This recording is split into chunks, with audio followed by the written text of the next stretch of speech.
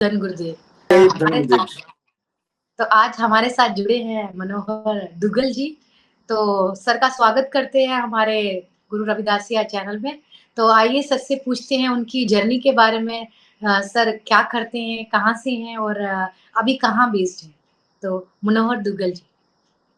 सबसे पहले सभी को, जितने भी लोग देख रहे हैं और आपके चैनल को, रविदासिया चैनल, और आप सबका सबसे पहले धन्यवाद करता हूं और सबको जय गुरुदेव और धन्य गुरुदेव जी।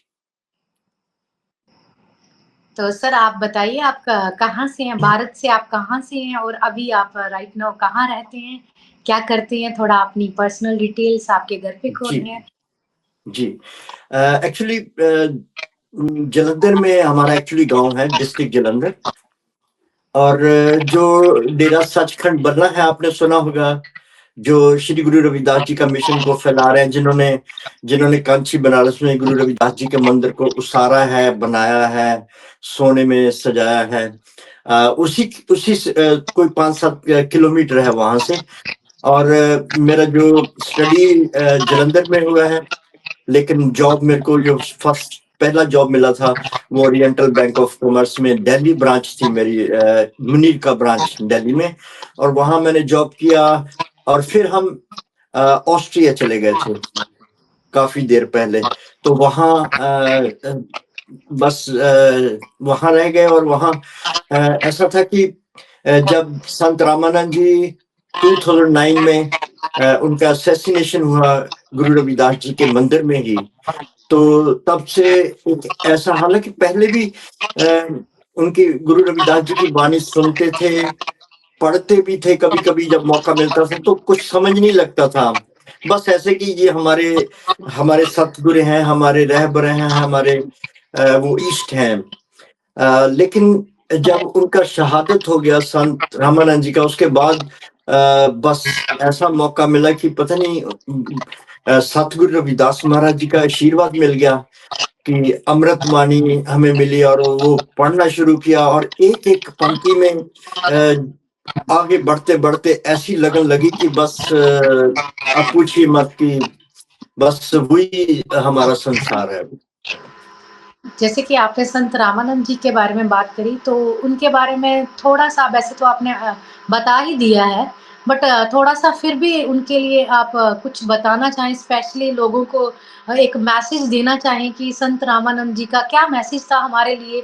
वो क्या चाहते थे हमारी कौम के लिए, और इवन कि हमारी कौम के लिए ही नहीं, हमारी सोसाइटी के लिए, या हमारे पूरे मतलब वर्ल्ड में वो एक मसाल ही थे, समझ लीजिए। तो उसके बारे में आप कुछ बताना चाहें हमें, अपने कुछ? जी, मैं तो उनको हमेशा बोलता हूँ, ही वाज रेवोल्यूशनरी सेंट। उनके अंदर जो एक भावना थी, उनकी प्रायोरिटी थी श्री गुरु रविदास महाराज जी की वाणी जन जन तक पहुंचे, ना कि सिर्फ भारत में बल्कि पूरी दुनिया के कोने कोने में पहुंचे। ये उनका मिशन था और सेवा के पुंज थे वो। यहाँ कभी भी कोई भी जब चाहे मंदिर उसारने की बात हो या डेरा सचखंड बल्ला में कोई ऐसा काम हो, तो खुद भी सेवा करते थे। वो खुद ईंटें उठाते थे ताकि जो दूसरे सेवादार हैं उनको इंस्पिरेशन मिले कि यहाँ कोई भी बड़ा नहीं है, सेवा ही सब कुछ है।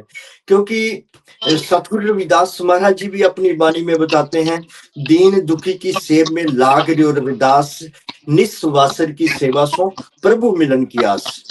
तो उनका एक मिशन था और उन्होंने ना सिर्फ धार्मिक बल्कि जो हमारी कम्युनिटी है उनके एजुकेशन, उनकी एम्प्लॉयमेंट या पॉलिटिकल, अगर हम पॉलिटिकल पॉइंट ऑफ व्यू से देखें तो उन्होंने इस दायरे में भी बड़ा काम किया। और जो हमारी कौम के मिशनरी राइटर या गायक हैं, जो गुरु रविदास जी के उनके लिए गीत लिखते हैं और उनकी वाणी के शब्द गाते हैं, उनको उन्होंने डेरा सचखंड बल्ला में बुला बुलाकर उनको सम्मानित किया टाइम टाइम पर, ताकि उनको एक प्रेरणा मिले, एक एनर्जी मिले, ताकि और अच्छा काम वो करें कौम और समाज के लिए। और ये उनको पता था कि हमारा समाज जो हजारों साल गुलामी के जंजीरों में रह रहा था, सतगुरु रविदास जी आए, उन्होंने जंजीरें तोड़ी और उन्होंने ऐसी वाणी दी है कि उन्होंने कोई जादू नहीं किया। उन्होंने जो इंसान बेड़ियों में है, उनको समझाया है कि जब आपको पता चल जाए पराधीनता पाप है, जान ले रे मीत, रविदास दास पराधीन को कौन करे है प्रीत। उनको ये समझाया उन्होंने कि आप ज्ञान को हासिल करें, ज्ञान प्राप्त करेंगे तो आपकी गुलामी की जंजीरें अपने आप टूट जाएंगी। तो इस मिशन को संत रामानंद जी ने भारत की सभी स्टेट्स में और इंग्लैंड, अमेरिका, कनाडा, इस पूरे यूरोप में जहां-जहां वो गए हैं, वहां-वहां उन्होंने गुरु रविदास जी के मंदिर को उनका उद्घाटन किया और उनकी वाणी और लोगों को प्रेरित किया, इवन बच्चों को प्रेरित किया। और वो जब कभी आते थे तो बच्चों को लेकर बैठ जाते थे और उनको किसी एक बच्चे को बोलते थे कोई एक शब्द बोलिए श्री गुरु रविदास जी का। तो अगर बच्चा बोल रहा है ऐसी लाल तुद बिन कौन करे, तो वो रोक देते थे, रुकिए बेटे, तुद नहीं है, तुझ है, ऐसी लाल तुझ बिन कौन करे। तो जो बच्चा तुद बोल रहा था पहले, अब उसको एक ऐसी प्रेरणा मिली, वो ढूंढने लग गया। वो उनके बाद यानी कि उन्होंने सुन लिया बच्चे ने, लेकिन वो ढूंढने लग गया ना कि क्या है एक्चुअली, मैंने गलत बोला था और संत महापुरुष ने मेरे को ठीक किया और मेरी गलती को ठीक किया। तो वो उनको एक लगन लग गई। तो ऐसा जो था वो उनका एक ऑरा था, एक उनका जो वे ऑफ टॉकिंग जो उनका था, जो उनका समझाने का या कीर्तन का, बहुत ही बढ़िया था। तो एक तरह से हमारी कौम को बहुत लॉस हुआ। अगर हम ये देखें कि लॉस हुआ, लेकिन अगर हम दूसरी साइड में देखें तो एक रविदासिया धर्म भी मिल गया और अमृतवाणी एक पावन ग्रंथ भी मिल गया। अब हमें लिमिटेशन जो लगाते थे लोग कि ग्रंथ साहब में अब जाओगे तो ऐसे जाना है, ये लिमिटेशन है, आप पढ़ नहीं सकते। और अब सभी पूरे यूरोप में, इंग्लैंड में 2, बाकी पूरे यूरोप में, चाहे वो ऑस्ट्रिया हो, जर्मनी हो, फ्रांस हो, सभी जितने भी हमारे मंदिर हैं, वहां अमृतवाणी सतगुरु रविदास जी सुशोभित हैं। और पंजाब को अगर छोड़ दें हम, पूरे जितने भी भारत के स्टेट हैं, चाहे वो केरला है, चाहे वो तेलंगाना है, तमिलनाडु है, यूपी, उड़ीसा, जहां भी चले जाए, इवन झारखंड, मध्य प्रदेश, यूपी और हिमाचल प्रदेश, सभी जगह अमृतवाणी ही सुशोभित है। जैसे कि इन्होंने बताया कि संत रामानंद ही एक ऐसे संत थे जिन्होंने एक पूरा लहर लेके आए थे और उन्होंने पूरा हमारे लिए तो बहुत काम किया उन्होंने, लेकिन अदर जो लोग थे उनके लिए भी काम किया उन्होंने। ना कि इंडिया में रह के सिर्फ इंडिया में काम किया, बल्कि बाहर में जाके बाहर के मुल्कों में भी उसको काम किया। और काम के साथ साथ में जो हमारी वाणी अमृत वाणी है, उसका कैसे शुद्ध उच्चारण करना है वो लोगों को बताया, बच्चों को बताया, उनको जाके करेक्ट किया। जैसे कि आपने ऑलरेडी हमें एक्सप्लेन कर ही दिया संत रामानंद जी के बारे में, उनकी क्या जीवनी थी, उनके क्या विचार थे। तो हम आपसे जानना चाहते हैं कि गुरु रविदास जी के बारे में भी हमें थोड़ा बताइए, हमारे लोगों को और प्रेरणा मिले। आप जैसे लोग थोड़ा-सा एक्सप्लेन करेंगे, उनको बताएँगे, तो उनके लिए एक मोटिवेशन का काम करेगी। तो सर। जी देखिए, गुरु रविदास जी, उनकी जो वाणी है, उनका जो जीवन का आचरण, जो उनके सिद्धांत थे, जो उनके विचार थे, जो उनके प्रवचन थे, उनके रैशनल जो उनके विचार थे, कि तर्कमयी जिसे हम बोलते हैं, कि अगर हम उनका जीवन देखें तो जो सो कॉल्ड जो उच्च जाति के लोग सो कॉल्ड थे, उन्होंने बहुत, क्योंकि तब डेमोक्रेसी तो दुनिया में कहीं भी नहीं थी, राजे महाराजों का राज हुआ करता था और जो राजा होता था उसके मुंह से निकला हुआ कोई भी शब्द होता था वो कानून बन जाता था। किसी को माफ कर दे, किसी को सजा दे दे, ये राजे पे डिपेंड कर, कोई भी सवाल नहीं उठा सकता था कि आपने ये क्यों किया। तो इट मीन्स कहीं भी डेमोक्रेसी नहीं थी। और अगर दूसरी भाषा में, आज की भाषा में हम डेमोक्रेसी कह रहे हैं, लेकिन किसी और भाषा में कहेंगे तो हम कहेंगे समाजवाद जो है, जिसमें हर एक को अपने राइट्स मिले। तो उस समय जहां कहीं किसी पूरी दुनिया में कहीं भी ना तो समाजवाद था ना डेमोक्रेसी थी, तो गुरु रविदास जी कह रहे हैं, ऐसा चाहूं राज में जहां मिले सबन को अन्न, छोट बड़े सब संभ से रविदास रहे प्रसन्न। तो उन्होंने जो उनकी वाणी है, जो उनके विचार है, सिर्फ एक समाज के लिए नहीं थे, बल्कि पूरी दुनिया के लिए थे, पूरी कायनात के लिए थे। और उनके विचारों को या उनकी वाणी को, जो उनके प्रवचन जो हैं, जो कि पावन और पवित्र हैं, और वो चाहे साइंस आ जाए, चाहे कोई भी युग आ जाए, चाहे इंटरनेट का युग चल रहा है या एआई का युग चल रहा है, चाहे कोई भी युग आ जाए, लेकिन उनके तर्कमयी वाणी जो कि धुर की साची सच्ची वाणी है, वो हमेशा अटल रहेगी। और जैसे हिमालय का एक बहुत बड़ा पहाड़ है सच्चाई का, ऐसे उनकी वाणी रहेगी। और उन्होंने समय समय पर जो राजे थे, बड़े बड़े महाराजे थे, उनको जाकर उनकी कचहरी में जाकर उनको समझाया, और उनके विचारों से वो राजे उनके पांव में गिर पड़े। और सतगुरु जी अपनी वाणी में बताते हैं ये बातें कि ऐसी लाल तुझ बिन कौन करे, गरीब निवाज गुस्सैया मेरा, माथे छत्र धरे, जाकी छोत जगत को लागे। यहां हम अगर ये पंक्ति कह रहे हैं तो देखिए, 600 साल से भी पहले जो लिख रहे हैं कि ऐसी जो जा की छोत, यानी कि दूसरों को छूना, अगर दूसरों की छोट लग जाती है, कोई जो पूरी दुनिया जो थी वो हमें छूने से डरती थी, उन्होंने अपने समाज का वर्णन भी वाणी में किया है कि जा की छोट जगत को लागे, ता पर तू ही डरे, नीच है ऊंच करे मेरा गोविंद, काहू ते न डरे। तो ये उन्होंने एक मैसेज दिया है। देखिए मेरे बच्चों, बता रहे हैं वो कि अगर आप सिर्फ भगवान का नाम अपने आंखें बंद करो और राम राम राम गोविंद गोविंद गोविंद हर हरि हरि हरि, ऐसा करने से कुछ नहीं होगा। ये एक प्रैक्टिस है अपने मन को बांधने के लिए, एक्सरसाइज है ये कि मेरा मन कहीं ना जाए, एकजुट हो जाए और ध्यान में लग जाए, यानी एकाग्र हो जाए। उसके बाद जो चीज आ रही है वो असली चीज है, वो है कर्म। और अगर आपने सिमरन किया भगवान का 2 घंटे और सिमरन खत्म करते जाते ही आपने कोई बुरा कर्म कर दिया, तो आपका सिमरन शून्य हो गया ना। इसलिए उन्होंने कर्म जो है उस पे जोर दिया है और जाति पाति का खंडन किया है। और उन्होंने साफ कहा है कि रविदास ब्राह्मण मत पूजिए, जे होवे गुणहीन, पूजे है चरण चंडाल के, जे होवे गुण प्रवीण। कहाँ बोला उन्होंने?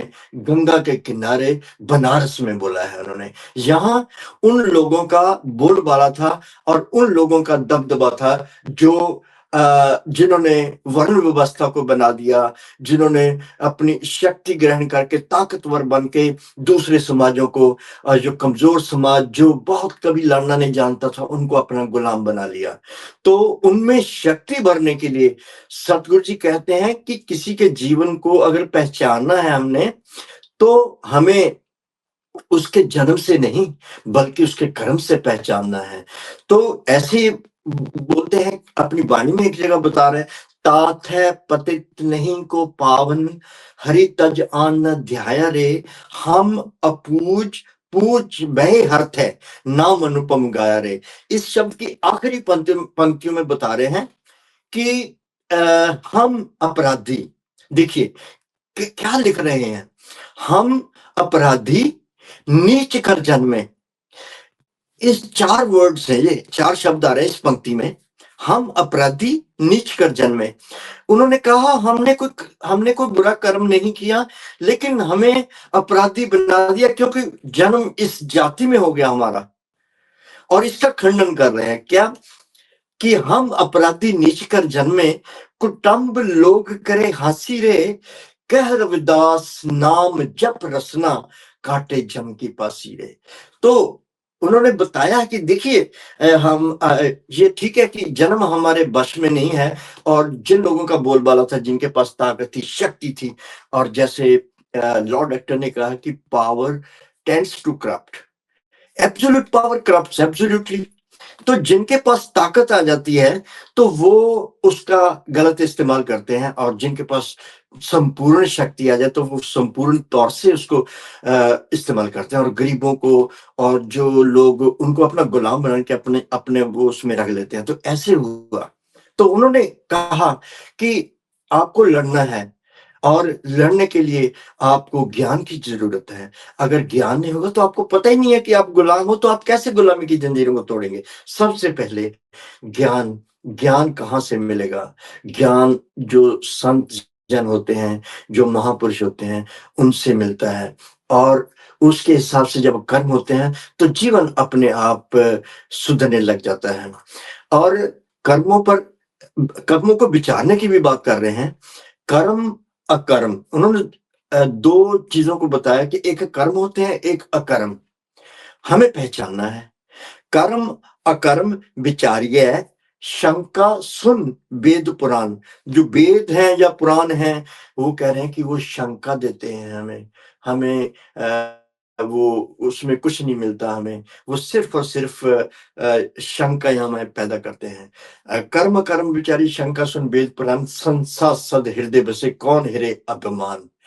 तो ये उनके विचार हैं, और उन्होंने कहा है कि एक जो मानव का शरीर है, जैसे वैसे मनुष्य जन्म, उन्होंने बहुत जन्म बिछड़े थे माधो, इस जन्म तुम्हारे लेखे, कह रविदास आस लगी जो चिर पे दर्शन देखे।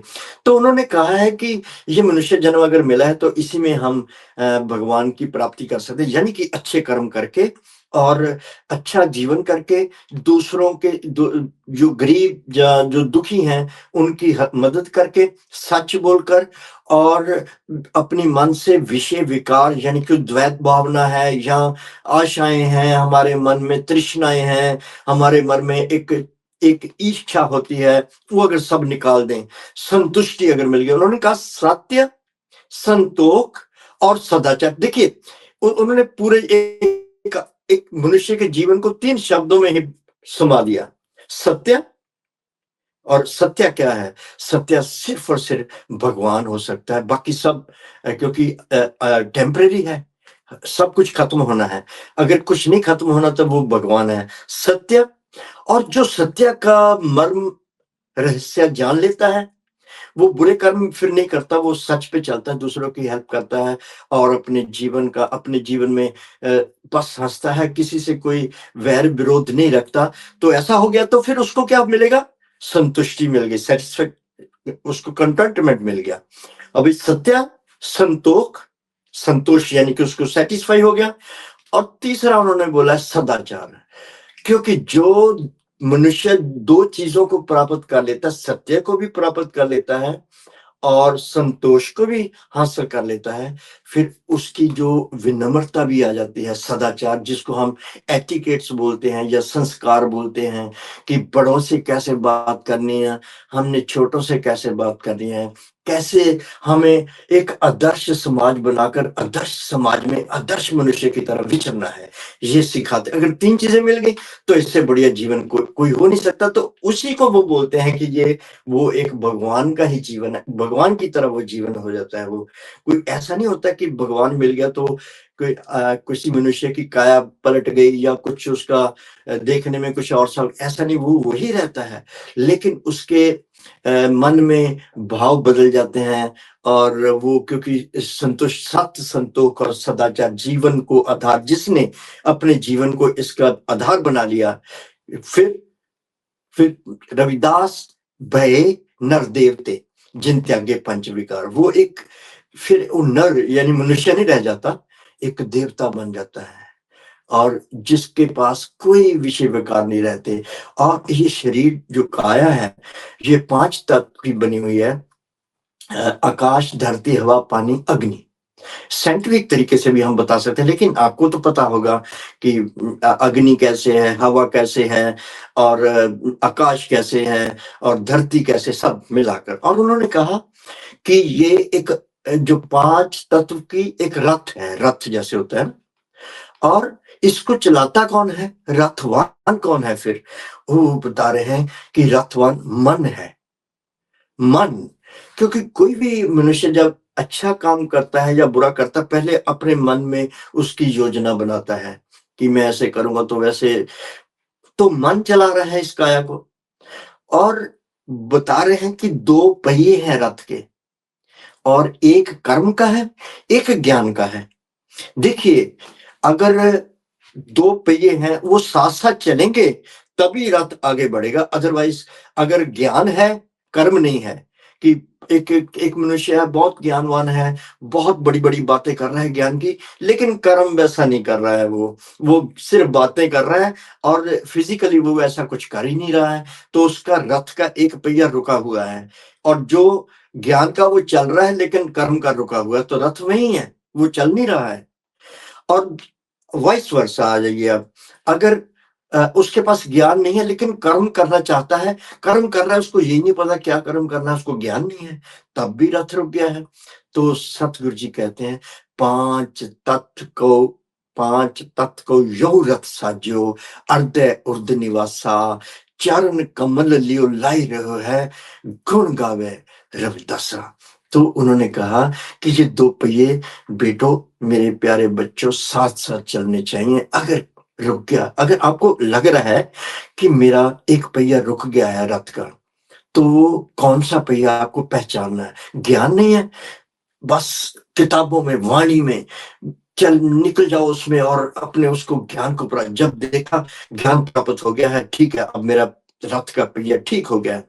फिर कर्म वैसा, और फिर वो जो सत्य संतोष वाला जो चीज़ है वो आ जाता है, और जीवन बहुत सरल, स्पष्ट और शुद्ध हो जाता है। इसी को कहते हैं सतगुरु जी। उनकी 31 रागों में वाणी है, अमृत वाणी में। और पहला ही राग जो है, जहाँ से उनकी वाणी ही आरंभ होती है, वो श्री राग है। श्री राग का मतलब है कि अंधेरे से उजाले में आना। और देखिए कितनी बड़ी बात है, ये कोई आम बात नहीं है कि वो अपने समाज को या दुनिया में जो अंधकार में रह रहे हैं, उनको रोशनी में लाना चाहते हैं। पहले ही में, पहला ही उनका जो शब्द, जहाँ उनकी वाणी का प्रारंभ होता है, वो श्री राग में है। श्री राग वाणी श्री गुरु रविदास जी। तो वो हम जैसे जो अनजान, जो अंधेरे में भटक रहे हैं, उनको रोशनी में लाना चाहते हैं। वो कह रहे हैं, तू ही मोही मोही तो ही, अंतर कैसा, कनक कटक जल तरंग जैसा। अब देखिए कनक कटक उन्होंने कैसे बोला, और हम बच्चों को समझा रहे हैं, हमको समझा रहे हैं कि देखिए आप को ऐसे मत सोचिए कि जो सोना या सोने के बने गहने अलग-अलग हैं। वैसे तो सोना ही है वो। और जो पानी है, पानी जो समुद्र है, समुद्र पानी है, उसके ऊपर कुछ लहरें उठ जाती हैं, वो समुद्र से अलग हो जाती थोड़ी देर के लिए, लेकिन वो अलग नहीं है, वो फिर गिरती हैं तो पानी का ही स्वरूप हो जाती हैं। इसलिए जो भगवान में और मनुष्य में कोई अंतर नहीं है, अगर है, तो जो बिछड़ी हुई बूंदें हैं पानी से, या सोने से निकल कर जो गहने बन चुके हैं, इतना ही अंतर है। लेकिन उन गहनों को अगर हम आग में गर्म करके उसको भट्टी में करेंगे, पिघल कर वो सोना ही बन जाएँगे। ऐसे ही जो तूफ़ान आया है समुद्र में, बूँदें उठ गई, बहुत सा पानी ऊपर उठ गया, उनको कष्ट आ गया, वो अलग हो गए। किससे? अथाह समुद्र से अलग हो गए। लेकिन जैसे समुद्र थमा, वो वापस गिरे, और जो बूँदें नीचे गिरी, वो ऐसे मिक्स हो गई कि दुनिया में कोई भी इंसान बता नहीं सकता कि कौन-सी बूँदें ऊपर गई थी। तो ऐसे बता रहे हैं कि हम भगवान से बिछड़े हुए हैं, उस सोने की तरह जो गहने बन चुके हैं, या उन बूंदों की तरह जो, लेकिन जब आप तपोगे, जब आप ज्ञान को जानोगे और ऐसे कर्म करोगे, तो आप भी सोना ही बन जाओगे, आप भी अथाह समुद्र, वो भगवान जिसका कोई भी अंत नहीं है, आप भी वैसे ही बन जाओगे।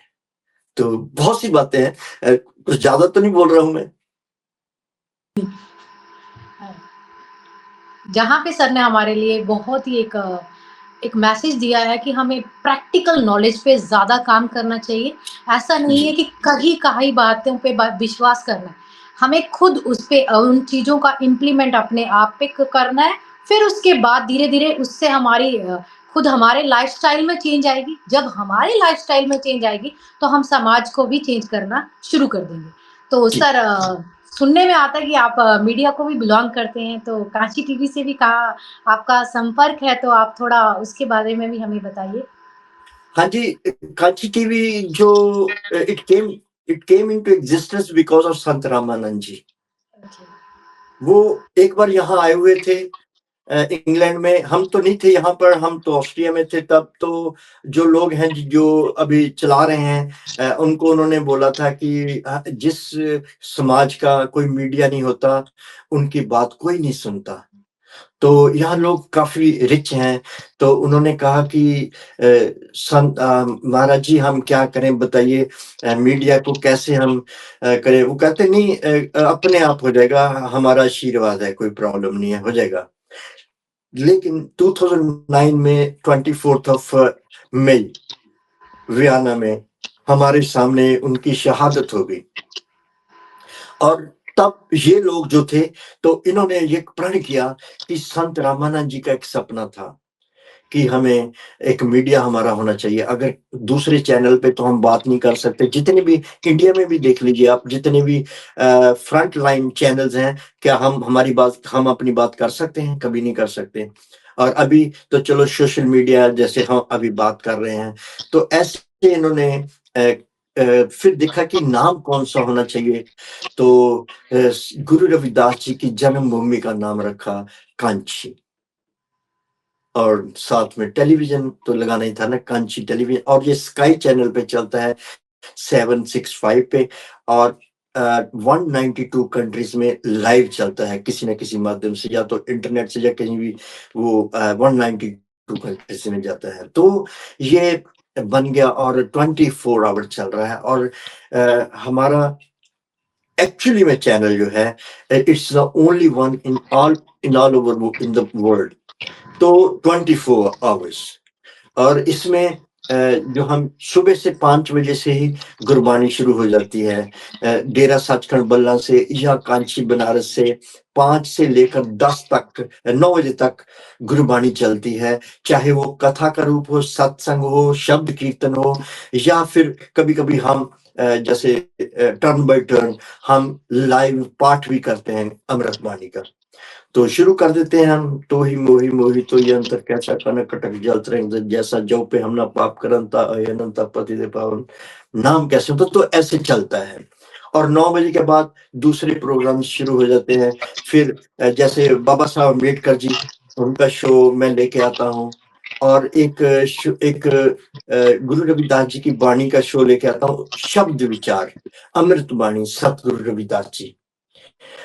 वो 1 घंटे का प्रोग्राम होता है। और लोग जो संगत में फ़ोन करते हैं और वो बहुत एप्रिशिएट करते हैं कि बहुत अच्छा लग रहा है हमें, क्योंकि सत्संग का मतलब ही होता है, सत मीन्स ट्रुथ, संग मीन्स साथ, सच का साथ।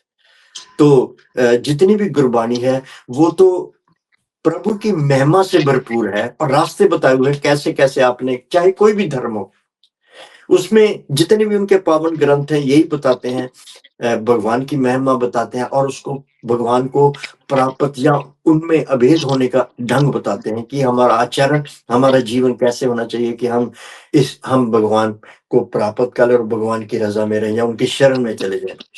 तो ये चीज़ होती है। और दूसरे भी अलग-अलग से प्रोग्राम्स होते हैं, तो काफ़ी लोग पसंद करते हैं। पूरे यूरोप में लाइव देखा जाता है। वैसे तो 192 कंट्रीज़ में चाहे इंटरनेट पे लिंक भेज के भी ऐसे चलता है, तो बहुत लोग एप्रिशिएट करते हैं। ये बर्मिंघम में ही बहुत है, जो हेड ऑफिस है बर्मिंघम में, स्टूडियो जो बर्मिंघम में। मेरे घर से यानी 5 मिनट का रास्ता है गाड़ी से। ओके, सर ने एक बहुत अच्छी बात कही जो संत रामानंद जी का भी विचार था कि जब तक हमारा अपना समाज का सोशल मीडिया नहीं होगा, तो हम इंडिपेंडेंटली बोल नहीं सकते। हम और किसी प्लेटफ़ॉर्म पे जाते हैं, लेकिन हम थोड़ा-सा डरते हैं, हिचकिचाते हैं, थोड़ा-सा हेजिटेट करते हैं कि हम ये बोलें कि ना बोलें। लेकिन अगर अपना मीडिया हमारा आने लग पड़ेगा, तो हमें विदाउट एनी हेजिटेशन हम कुछ भी बात कर सकते हैं और कहीं पे भी अपने विचार रख सकते हैं और अपने जो समाज के लोग हैं, उनको और संदेश दे सकते हैं। इवन कि उनको एजुकेट कर सकते हैं, एजुकेट करेंगे और भी चीज़ों हैं जो जिनमें उनको मोटिवेट कर सकते हैं। सर, जो आज की यूथ है, स्पेशली जो आज की यूथ है, उसके लिए आपका क्या विचार है, या क्या ओपिनियन है, या उनके लिए आपका क्या संदेश है? देखिए, जो आज का यूथ है उनको प्रेरणा लेनी पड़ेगी हमारे युग पुरुष बाबा साहब डॉक्टर भीमराव अंबेडकर जी, जो सतगुरु रविदास महाराज जी के ही कदमों पर चले हैं। उनका अगर वो आई मीन 14th सेंचुरी में कह रहे हैं, बेगमपुरा शहर को नाव दुख दो नहीं ते ठाव, ना तस्वीर खराज ना माल, खौफ न खता न तरस जवाल। यानी वो कह रहे हैं कि हमें एक ऐसा समाज बनाना है जिसमें कोई दुख ना हो, कोई गम ना हो, और उसमें उन्होंने सभी जितने भी एक समाज के पहलू होते हैं सभी पे उन्होंने चाहे वो राजनीतिक पहलू हो कि रविदास मनुख कर बसन कोई दो है एक ठाव, एक सुख स्वराज में स्वराज दूसर मरगट गांव। उन्होंने बताया कि अपना राज होना चाहिए। अपना राज मतलब कि स्वराज जैसे डेमोक्रेसी है, तो ये वो प्रेरित कर रहे हैं। और फिर हम अगर 19th सेंचुरी की बात करें तो महात्मा ज्योतिबा फुले और उनके पत्नी माता सावित्रीबाई फुले, उन्होंने एजुकेशन पे कितना काम किया और कितने उन्होंने स्कूल खोले खास करके महिलाओं के लिए। और उसके बाद बाबा साहब अम्बेडकर आए और उन्होंने भी उसी रास्ते पे चलते हुए जो उन्होंने भी यही कहा कि हमें कुछ बताने से पहले, कुछ कहने से पहले, जितने भी हमारे यूथ हैं उनको कहने से पहले हमें कुछ पहले करना होगा। अगर वो कहते कि नहीं पढ़ना चाहिए, हमें एजुकेट होना चाहिए, तो उनको पहले खुद एजुकेट हुए और इतनी डिग्रियां उन्होंने ली कि शायद आज भी किसी के पास नहीं है वो। और वो करके और साथ-साथ में इतनी ऑर्गेनाइजेशंस बनाई उन्होंने, इतनी संस्थाएँ, जैसे हम कह सकते हैं वहिष्ठ हितग्राही सभा 1924 में उन्होंने बना दिया था। उनको यंग बच्चों को लिया उन्होंने, यूथ को लिया कि एजुकेशन के साथ जुड़िए। यहाँ से एक स्लोगन निकलता है we educated, we educate, we organise, जो निकलता है इसी से निकलता है वो। और उन्होंने कहा है कि महिलाओं का एक स्थान जो है एक समाज में बहुत बढ़िया, उनका एक बराबरी का जो वो होना चाहिए, और उन्होंने उनके लिए काम किया, बहुत बहुत काम किया। हिंदू कोड बेलजा और ऑर्गेनाइजेशन में उन्होंने बहुत काम किया। तो आज के यूथ से यही प्रेरणा है, आई मीन यही रिक्वेस्ट है कि वो अपने महापुरुषों के विचारों को पढ़ें और गंभीरता से सोचें और उन रास्तों पर चलें, और ये गारंटी है कि सफलता उनके पांव चूमेगी। लेकिन ये नहीं है कि जैसे जैसे वेट वॉट लॉन्गफेलो ने कहा, the heights by great man reached and kept were not attained by sudden flight, but they while their companions slept toiling upwards in the night। ये सफलताएं या हाइट्स ऐसे नहीं मिल जाती, ये इनके लिए मेहनत करनी पड़ती। जैसे डॉक्टर एपीजे अब्दुल कलाम, उन्होंने कहा climbing to the top demands strength, climbing to the top demands strength, whether it is to the top of Mount Everest or it is to the top of your career। तो ये प्रेरणा है कि हमें हमें तपना है। देखिए, आप कोयले को जितना मर्जी हम साबुन लगा दें वो कभी लाल नहीं होगा, लेकिन जब हम उसको भट्टी में डालेंगे तो एकदम लाल हो जाएगा। और वो चीज हमें तपना है, हमें हमें अपनी मेहनत मुशक्कत, जो हमारे महापुरुष, क्योंकि उन्होंने इतने संघर्ष किए हैं हमारे लिए, इतनी तपस्या की है उन्होंने। तपस्या इन द हर सांस, हर टाइम, हर वक्त उन्होंने अपना सब कुछ त्याग कर सिर्फ हमारे लिए उन्होंने जो संघर्ष किए और रास्ते साफ किए। यहाँ पर कांटे थे, पत्थर थे, नुकीले पत्थर थे, उनको साफ किया है। और हमें तो सिर्फ चलना ही है ना उन रास्तों पर, क्या हम चल भी नहीं सकते? तो ये यूथ के लिए एक रिक्वेस्ट है कि प्लीज एजुकेशन जितना भी हो सके व्हाट्सएप यूनिवर्सिटी से हटके जो बुक्स का खरीदिए, आप अमेज़न से मिल जाती हैं, कोई भी बुक आप दुनिया की कोई भी बाबा साहब की किताबें आप खरीदिए, अमृतवाणी कहीं भी मिल जाएगी, पढ़िए और उसकी सटीक उसके अर्थ भी हमें मिलते हैं और बस उसमें गुम हो जाइए और निकलेंगे ना आप, अगर समुद्र में डूबेंगे, जब निकलेंगे तो हीरे जवाहरात हाथ में लेकर निकलेंगे। यही हमारा यूथ को कहना है कि अपने महापुरुषों की कि जो उन्होंने अपने पाँव के छालों को नहीं उन्होंने देखा और अपने सुख चैन को नहीं देखा, अपनी भूख और प्यास को नहीं देखा और उन्होंने हमें यहाँ तक पहुँचाया है और हमें भी पे बैक टू सोसाइटी करके हमें बड़े अच्छे इंसान, ज्ञानवान, अच्छे टॉप पर पहुँचकर फिर हमें जो हमारे दुखी लोग हैं, उनकी हाथ पकड़ हमें ऊपर लेके आना है। तो सर ने एक मैसेज दिया है यूथ के लिए बहुत ही ज़्यादा कि जो हमारे महापुरुष जो हमारे लिए इतना कुछ करके गए हैं, तो हमें जी, उनकी जो जितनी मेहनत है वो उनको ऐसे ही वेस्ट नहीं जाने देना है। उनके जो फुटप्रिंट्स हैं, उनके ऊपर चल के हमें आगे निकल के आना है और एक एग्ज़ाम्पल बन के दिखाना है, हमें एजुकेट होना है। जब हम खुद एजुकेट हो जाएँगे, तभी हम किसी और की हेल्प कर सकते हैं। Education is must. But sir ने एक बहुत बड़ी अच्छी चीज़ बोली एज़ ए फीमेल, तो सर ने फीमेल के लिए ज़्यादा मोटिवेशन के लिए उनको बोला है कि और बाबा साहेब जी ने भी बोला है, तो जो यंग जनरेशन की हमारी लड़कियाँ हैं, जो मेरी एज की लड़की हैं, जब मेरे से बड़ी हैं, जब मेरे से छोटी हैं, तो उनके लिए जी, भी एक बहुत बड़ा एक लेसन है या एक हमारा आपके लिए एक संदेश है कि प्लीज़ आपको एजुकेशन लेनी है। अगर फीमेल पढ़ेगी तो वो 2 घर को लेके चलेगी, वो अपना पिछला घर भी सुधारेगी, वो अपना अगला घर भी सुधारेगी। तो सर जो जी। आपकी जनरेशन के लोग हैं, जो आपके इस टाइम पे जो कुछ रिटायर हो गए हैं, जो कुछ भी है, तो उनके लिए आपका क्या संदेश है? वो कैसे हमारी सोसाइटी को जैसे आपने एक बहुत अच्छा शब्द बोला, पे बैक टू योर सोसाइटी। तो अभी जैसे जो फ्री हैं, रिटायर्ड हो गए हैं, जहाँ फैमिली जो जितना भी उनके प्रॉब्लम्स थी, उससे थोड़ा-सा छूट गए हैं, क्योंकि वो अभी थोड़ा बड़े हो गए, उनके बच्चे आगे पीछे चले गए हैं, जब पढ़ चुके हैं। तो उनके लिए आपका क्या संदेश है? वो कैसे हमारी सोसाइटी के लिए क्या कर सकते हैं? ये उनके लिए भी यही हम संदेश हमारा रिक्वेस्ट है कि देखिए जब रिटायरमेंट की तरफ बढ़ते हैं या हो जाते हैं रिटायर तो don't feel that you are getting old, feel that you are still young, क्योंकि आपका सबकॉन्शियस माइंड जो है, अगर आपके नेगेटिव थॉट्स आ गए कि आप तो अब ओल्ड हो गए हो, उसको अगर छोड़ के अगर हम अपने आप को बिजी कर लें चीजें सीखने में और सिखाने में, जुट जाएँ अपने महापुरुषों के उन पैगामों को लेकर और फैला दें पूरी दुनिया में। तो एक तो आप बिल्कुल एक्टिव हो जाएँगे, व्यस्त हो जाएँगे और आपको कोई बीमारी भी नहीं छुएगी, तो आप बस हमेशा यंग रहेंगे, चाहे आप 80 और 90 इयर्स के हो जाएँगे। बस ये हमारे महापुरुषों का आशीर्वाद रहेगा हम पर, क्योंकि सच्चे दिल से हम उनके मैसेज को पहले तो हम यहाँ बसाएँ और फिर हम फैलाएँ और फिर देखिए कि उठ उठ नींद उठ उठ जाग मुसाफिर नींद से सोता है क्या?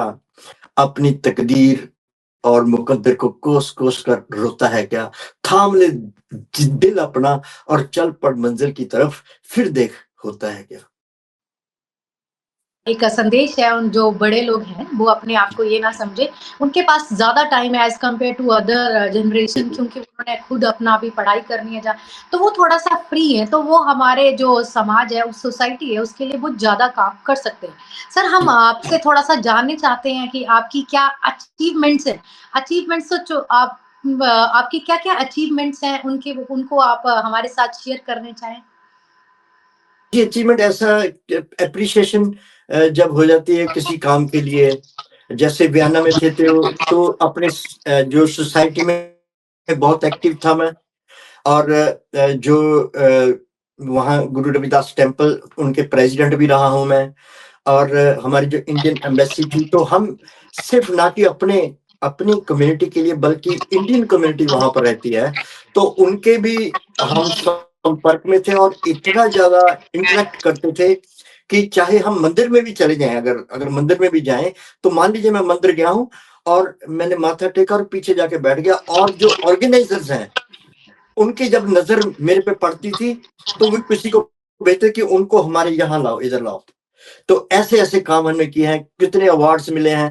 फिर जब 15th ऑफ हमारा इंडिपेंडेंस डे होता था तो एम्बेसडर खुद, मेरे पास वीडियो ऐसी हैं कि ऐसे मैं जब अपने लेक्चर करता था, अपने जितने हमारे स्वतंत्रता सेनानी हुए हैं जिन्होंने अपनी जानें कुर्बान की हैं, बड़ी जो टॉपिक है, तो वो इन्वेस्टर आके पकड़ लेता था कि ऐसा स्पिरिट मैंने कहीं नहीं देखा जो वियना में हमें देखने को मिलता है। तो ऐसे वहां से भी काफी अवार्ड्स मिलते थे। गुरु घर में तो जैसे मंदिर में तो बहुत तो काफी रिस्पेक्ट थी। यहाँ भी अब लोग, जहां भी मैं जाता हूँ, चाहे मंदिर में जाऊं या कहीं भी, लोग पहचान लेते हैं तो बहुत रिस्पेक्ट देते हैं। तो मुझे मुझे थोड़ा अजीब लगता है, मैं उनके सामने हाथ जोड़ता हूं कि ऐसे जैसे आप हैं ऐसे ही मैं हूं, ऐसे मत सोचो कि मैं कुछ डिफरेंट हूँ।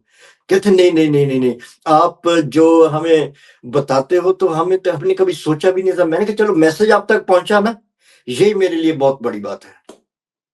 तो सर, जैसे अचीवमेंट्स के बारे में तो ज़्यादातर लोग पूछते ही हैं, लेकिन अभी थोड़ा-सा हम आपकी स्ट्रगल्स के बारे में पूछेंगे कि आपको कितना यहाँ तक पहुँचने में क्या-क्या कठिनाई आई, जहाँ जब मतलब कि बीइंग जैसे इस सोसाइटी से हैं, जहाँ अपने रविदासिया समाज से हैं, इसकी वजह से आपको क्या बीच में परेशानी आई है, उनको भी आप हमारे साथ शेयर करें? देखिए, शुरू-शुरू में जैसे स्कूल में थे, तो तब इतना कोई नहीं फ़र्क नहीं पड़ रहा था। कॉलेज में भी क्योंकि जो किसी को पता नहीं चलता था, या तो ये बात हो सकती है कॉलेज में, तो स्कूल्स में तो नहीं, ऐसा कुछ, ऐसा कोई डिफरेंस नहीं, क्योंकि जो बाबा साहब अम्बेडकर जी की देन है, जो रिजर्वेशन जो जो कुछ शुरू हो चुका था, वो तो एक्ट ऑफ 1935 में शुरू हो गया था, और आफ्टर इंडिपेंडेंस का अपने हमारे संविधान में भी लिख दिया बाबा साहब अम्बेडकर जी ने, और सारा जो फैसिलिटीज। लेकिन जब मैंने जॉब स्टार्ट किया तो उनको पहले पता नहीं था, जो मेरे कलीग थे उनको नहीं पता था। तो उनको जब किसी भी तरह उनको पता चला तो उन्होंने मेरे से पूछा कि आप शेड्यूल कास्ट हैं? मैंने कहा जी मैं शेड्यूल कास्ट हूँ। तो कहते हैं कि इसीलिए वो आपका थोड़ा, क्योंकि जब आप ज्वाइन करते हैं स्टार्टिंग में थोड़ी गलती होती है आपसे, क्योंकि योर लर्निंग प्रोसेस होता है ना वो, उसमें जैसे क्योंकि बैंकों में तब हाथ से ही टोटल के करते, पूरे के पूरे टोटल जो होता है ना हाथ से करते थे। तो पहले कभी किया नहीं था तो वो थोड़े कई बार गलती हो जाती थी।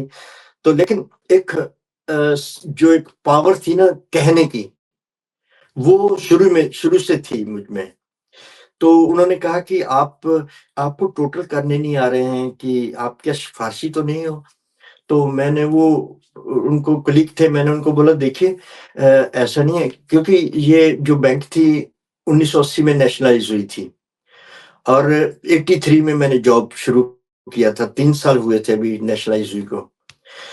तो उनको मैंने ये कहा था कि देखिए सिफ़ारिश न हमें हमारे टाइम में नहीं चलती, क्योंकि बीएसआरबी है, बैंकिंग सर्विस रिक्रूटमेंट बोर्ड जो है, वो हमें सिलेक्ट करके भेजता है। और जो तुम खड़े हो ना, तुम्हारी सर्विस 15 साल की है, जो तुम हो ना, तुम सिफ़ारिशी हो। क्योंकि तुम्हारा जो कोई भाई होगा या तुम्हारा कोई मौसी का लड़का होगा, क्योंकि उनमें था कि प्राइवेट बैंक हुआ करती थी, वो अपने ब्लड रिलेशन को, अपने जानने वाले को, सिफारिश वाले को ही लेते थे, किसी और से नहीं लेते थे वो। और शेड्यूल कास्ट तो हो ही नहीं सकता कि वो ऑफिसर रैंक में लें, वो तो सिर्फ चपरासी होगा, उसकी कोई प्रमोशन भी नहीं होगी। लेकिन जैसे ही 1980, पहले 74 में 14 बैंक किया, फिर 80 में 6 बैंक और कर दिया नेशनलाइज, तो उसमें बैंकिंग सर्विस से लोग आने लग गए। तो वो, उसको फिर मैंने शीशा दिखाया था, और फिर मैंने उनको बाबा साहब अम्बेडकर जी को बताया कि ऐसे ऐसे है। वो उन्होंने हमारे लिए भी किया है, जो कुछ किया है उन्होंने। जो आज तुम जिस सीट पर बैठे हो, इट इज बिकॉज ऑफ बाबा साहब अम्बेडकर। नहीं तो मैं प्रूव कर सकता हूँ। तो ऐसे कहने की पावर हुआ करती, फिर डरने लग गए थे मेरे से वो। वेलफेयर ऑर्गेनाइजेशन, जो ग्लोबल वेलफेयर ऑर्गेनाइजेशन जो काम कर रहा है, तो जी, उसके बारे में आपकी क्या विचारधारा है? आपने उनके कार्य को देखा है, तो आपको जी। उनके लिए क्या संदेश है?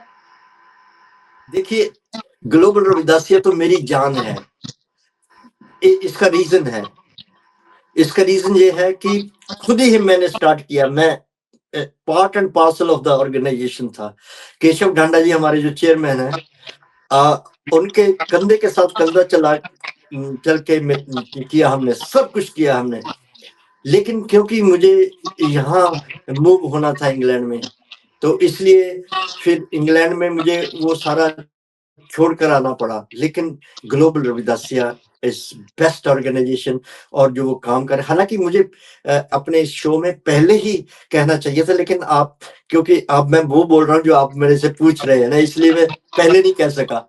इसके लिए मैं माफी चाहता हूँ। लेकिन ग्लोबल रविदासिया जो जितने भी हमारे यूरोप में हमारे भाई हैं, वो अनथक योद्धे हैं। चाहे वो जर्मनी से देशराज जी हो, फ्रांस से हमारे राणा जी हो, या इटली से हो हमारे, या केशव ढांडा तो है ही। तो जितने भी ये लोग हैं, ये खुद ही हमने जितना भी संविधान भी लिखा गया, मेरे हाथों से लिखा गया है जो ऑर्गेनाइजेशन का। और जो क्योंकि केशव ढांडा जी के घर में ही मीटिंग हुआ करती थी, 50-50 लोग पूरे यूरोप से आते थे, तो वहां मीटिंग हुआ करती, कौन चेयरमैन होगा, कौन प्रेसिडेंट होगा, कौन ये होगा, कौन ऐसा, सारा मेरे हाथों से। और मैं सिर्फ लिखता रहता था क्या कौन क्या होगा, तो फिर सबको बताता था कि ये जो ग्लोबल रविदासिया, ग्लोबल मीन्स हमारी पूरी धरती, और इस धरती पर श्री गुरु रविदास जी का नाम से अगर आप जुड़े हो तो ऐसे लगे रहना। लेकिन मैं इंग्लैंड जा रहा हूँ, इंग्लैंड में जाऊंगा तो वहां से भी लोगों को जोड़ना है, लेकिन वो मैं नहीं कहूंगा, आप कहेंगे। पहले उनको जोड़िए जो यहाँ मेन इंपॉर्टेंट लोग हैं, उनको जोड़िए, मेरे को बाद में जोड़िए, ताकि उनको लगे कि उनको रिस्पेक्ट मिल रहा है। तो वो कह रहे थे कि ठीक है, कोई प्रॉब्लम नहीं, हम पहले उनको जोड़ेंगे साथ में। तो global Ravidassia is doing so many good things. I am proud of global Ravidassia. मुझे भी आपसे बात करके इतना प्राउड फील हो रहा था कि मतलब कि अभी पता चला कि जो हमारी ऑर्गेनाइजेशन है उसके जो मेन कर्ता धर्ता है, जो मेन जिन्होंने पिन पॉइंट लिखा है, जो सब कुछ लिखा है, तो हम जी, उनका इंटरव्यू कर रहे हैं। तो देखिए, मनमोहक सर, नाम जो है वो भी हमने चूज किया है। तो जो बहुत ही एक I am feeling so proud sir आपसे बात करके। तो और आपका जो इतना सारा नॉलेज है, दैट इज अनबिलीवेबल। आपने इतनी, ऐसा नहीं है कि एक ही फील्ड के बारे में बात करी है, आपने पूरे डिफरेंट डिफरेंट फील्ड पे बात करी है। अब सर हम एक और चीज आपसे पूछना चाहते हैं, हमारे समाज के बहुत सारे लोग हैं, जैसे आप हैं, आप जैसे और भी बहुत लोग हैं जिनके पास इतना सारा नॉलेज है, इतनी सारी चीजें हैं जो वो शेयर करना चाहते हैं, बट स्टिल वो हेजिटेट करते हैं बोलने के लिए या सामने आने के लिए, जो कई बार बोल देते हैं कि हमारे पास वक्त नहीं है। तो प्लीज एक मैसेज आपका उनके लिए। देखिए, मैं सिंपल, एक बहुत छोटा सा सेंटेंस है, हम्म, practice makes a man perfect, या हम दूसरी तरह से कहें, man is made perfect by practice. तो उनको हेजिटेशन को हटाना है। जरूरी नहीं कि घंटा बात करनी है, 2-2 घंटे बात करनी है, सिर्फ क्योंकि जो रिटायरमेंट एज में है, उनको अपनी जिंदगी का बहुत एक्सपीरियंस है, तो वो अपने एक्सपीरियंस से ही बहुत कुछ बता सकते हैं। जो कमिंग जनरेशन है, जो हमारे जो यूथ है, उनको अपना मैसेज वो दे सकते हैं। तो मैं उनको रिक्वेस्ट करना चाहता हूँ कि आप चाहे 10 मिनट निकालिए, प्लीज 10 मिनट ही आपके बहुत हैं, और 10 मिनट के बाद 11 मिनट हो जाएंगे। एक टाइम आएगा कि आप हटेंगे नहीं, हम कहेंगे बस करिए प्लीज, बहुत आपका लेक्चर हो गया। मैं इतनी प्रैक्टिस हो जाएगी कि आप समझाना जैसे मेरे बच्चे हैं, मेरे जितने भी परिवार के लोग हैं, वो डरते, कोई भी टॉपिक नहीं मेरे से छेड़ते। वो इसलिए नहीं छेड़ते कि उनके पास टाइम नहीं होता, कि उन्होंने पास डैड ने अगर शुरू कर दिया तो 2 घंटे गए। तो फिर मैं उनके टाइम के हिसाब से छेड़ता हूँ, तो फिर सुनते हैं वो जब बैठे होते हैं, तो पूरा ए टू जेड कि हमें पहले तो हमारा हेल्थ अच्छा होना चाहिए। अगर हेल्थ नहीं है तो पैसे क्या करोगे, अब हेल्थ ही नहीं अच्छा तो ना, इसलिए wealth is not wealth, health is wealth. तो उसको ठीक रखने के लिए हमारे थॉट्स जो हैं वो पॉजिटिव होने चाहिए। क्योंकि अगर हमारे मन में किसी के लिए कपट है, तो अंदर तो जल रहा है ना, कुछ नेगेटिविटी चल रही है ना, तो वो जैसे एक उदाहरण है कि जो एंगर है ना, गुस्सा जो है, क्रोध है जो, वो एक आग का गोला है। और जैसे हम देखते हैं कि लोहा जब आग में चला जाता है तो लाल हो जाता है, और जो उसको बनाने वाला होता है किसी भी शेप में मोड़ देता है उसको। देखिए इतना सख्त, इतना पावरफुल लोहा होते हुए भी आग में जाकर वो बदल जाता है, क्योंकि उसकी अपना अस्तित्व खत्म हो जाता है उसका, वो आग में जल इतना जाता है। तो इसलिए गुरु रविदास जी भी कहते हैं कि बेटे, जो क्रोध है वो किसी की गलती पर अपने आप को जलाना है। क्योंकि गुस्सा किसी पे आता है, किसी की गलती पे आता है ना, अपनी गलती पे नहीं आता ना। किसी की गलती पर आप क्रोध करके अपने आप को जलाते हो। तो नेगेटिविटी खत्म करके अच्छा भोजन, और जो जो जितना लाइफस्टाइल को बदल के कि ये जो फास्ट फूड है, इनको छोड़कर जो भगवान ने हमें भोजन दिया, बनाया हमारे लिए, उसको खाएँ, स्वस्थ रहें। और जब स्वस्थ रहेंगे, थॉट्स भी पॉजिटिव होंगे, अच्छे थॉट्स होंगे, तो पढ़ने को मन करेगा, अपने पुरखों को, बातों को, उनको देखने का, उनके विचारों को सुनने का मन करेगा, वाणी को सुनने का मन करेगा। तो फिर जब वो लगन लग जाती है, फिर अब कैसे छूटे नाम रट लागी प्रभु जी, अब कैसे छूटे प्रभु जी, तुम चंदन हम पानी, जाकी अंग अंग बास समानी, प्रभु जी तुम घन बन हम मोरा, जैसे चितवत चंद चकोरा, प्रभु जी तुम दीपक हम बाती, जाकी जोत भरे दिन राती, प्रभु जी तुम मोती हम धागा, जैसे सोने में मिलत सुहागा, प्रभु जी तुम स्वामी हम दासा, ऐसी भक्ति करे रविदासा, ऐसी भक्ति करे रविदासा।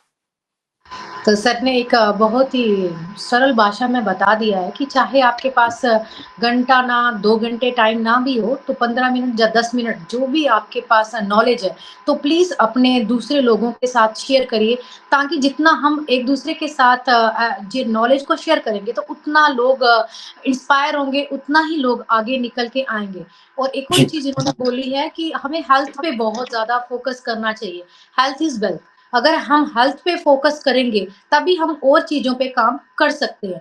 और इन्होंने गुस्से के बारे में बात की, एंगर। एंगर मतलब गुस्सा एक ऐसी चीज़ है, जो दूसरों की गलती की सज़ा हम अपने आप को देते हैं, तो वो गुस्सा है। तो कृपया गुस्सा जितना हो सके उस कंट्रोल करें, उस पे अपने माइंड पे फ़ोकस करें, योग करें, सबसे ज़रूरी है उसके लिए। अगर आप माइंड बॉडी और सोल तीनों चीज़ों को एक साथ लेके चलना चाहते हैं, तो आप योग करें। योग उसका सबसे बड़ा ये स्टेप है।